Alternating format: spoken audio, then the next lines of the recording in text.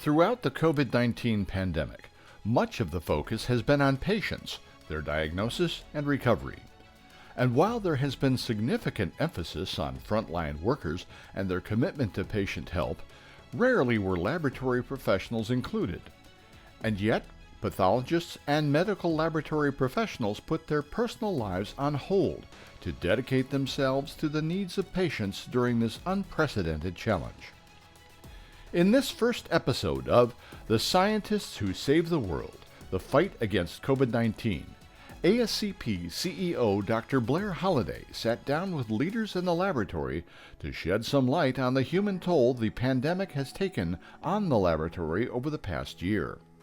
What's the total number of consistent days you were working here at this institution in a row? Maybe about 3 months without a day off, and others worked more than I did.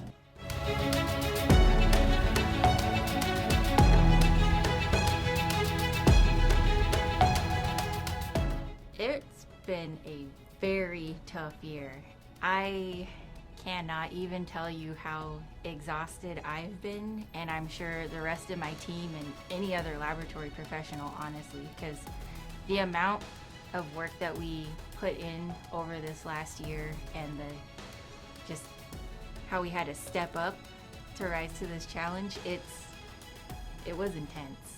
There are times when I actually cried, and it's okay to cry if you need to cry. I've realized that. Truthfully, the stress level is through the roof.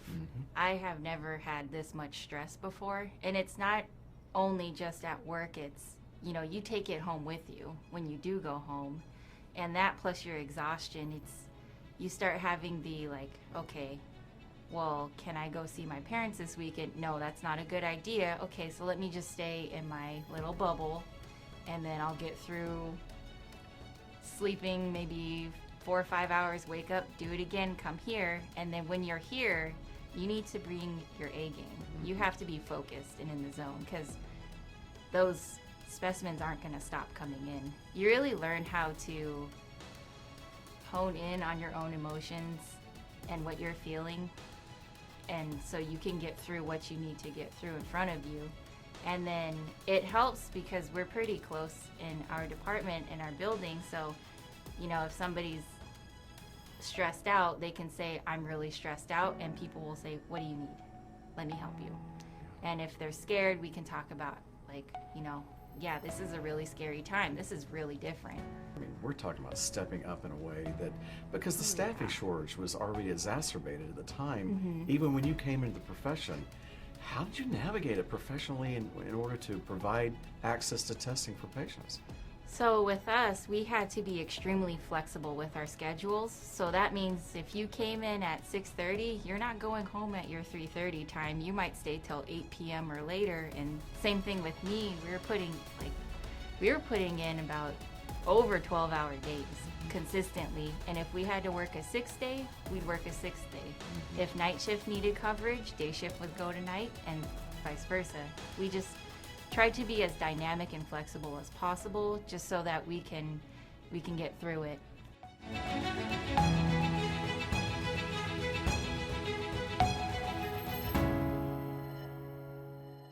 Well, here at Quest, I've told our team all along that it's okay to have fun working on a pandemic.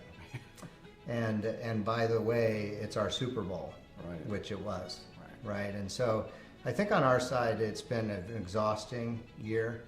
And our teams have worked very, very hard, but there's been this kind of burning platform, right? And we're feeling great about contributing. And it is our Super Bowl. Laboratory scientists and laboratory assistants are the greatest untapped resource or recognized resource in this pandemic. They're behind the scenes. It's kind of like the guys behind the scenes in the movie theater. It would not happen without them. So you've got 150-ish some odd people, and of those individuals, those caregivers. Tell me about their journey as they come to you on a daily basis. Have they seen their family, friends? Yeah, things are still wild, I would say. the positivity rate's gone down a little bit, so we're not underwater, I would say, but everybody is still taxed, and I don't think nobody has gotten to the point where they've been able to recover from the stress of 2020. Hopefully the pandemic will end soon and people will be able to travel and take a vacation and some time off. Right. Some I mean, but paddleboarding. just getting away from the lab must have been difficult for Yeah. anybody this year. Yeah, it's hard to get away physically, and it's hard to get away mentally. Leadership, even on your time off, the supervisors will get calls, what do we do in this situation? What do we do with this problem?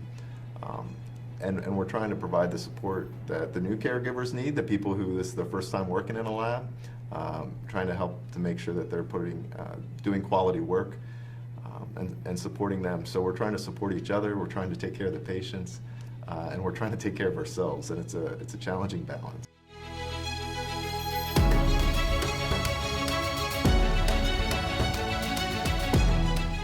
But as people got back to going to the doctor, it became a really huge stress on the microbiology laboratory as a whole, and we didn't have a good solution. My laboratory stepped up and they worked overtime. I don't think the public quite realizes the individual decisions that the techs made in the laboratory to support this particular pandemic. People were volunteering to work on weekends. People were volunteering to work nights because we knew more people weren't coming, and yet diagnosing sepsis is equally as important as helping to diagnose COVID-19, and our staff sees that.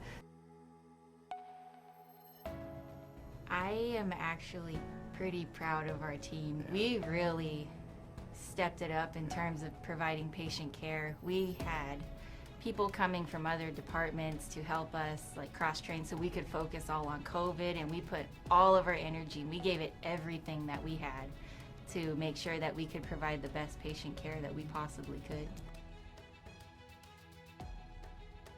From January to July, I personally had 2 days off, and I couldn't tell you if it was Sunday or Wednesday. But I have to tell you that I work with an amazing group of people, both internal to Quest and external to Quest, and it's my fellow colleagues and my fellow scientists that have really gotten me through this, and my family. My son says that his mom's trying to